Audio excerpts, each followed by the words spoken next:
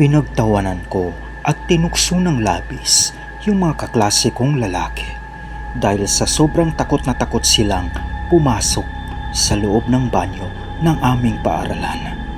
Kadalasan ay sa mga puno na lang sila umiihi dahil nakakatakot daw ng sobra yung mga salamin sa loob ng banyo.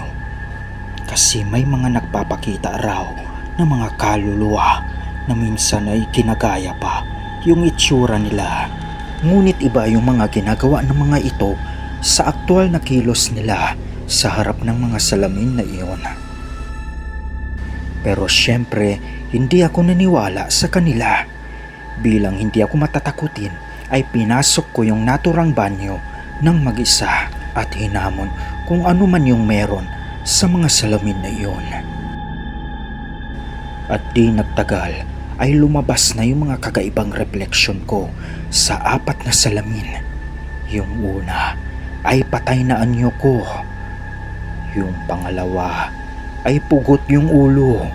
Yung pangatlo naman ay tumatawa na parang nakakaloko.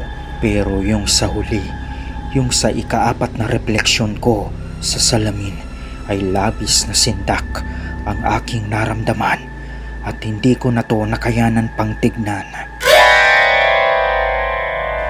Dahil refleksyon ito ng isang demonyo na nakangiti at nanglilisik yung mga mata habang nakatitig sa akin.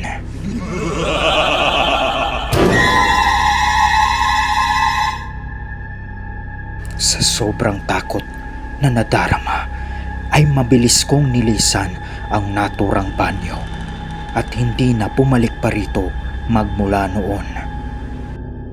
Ngayon, alam ko na kung bakit labis ang takot ng mga kaklase ko sa banyong iyon.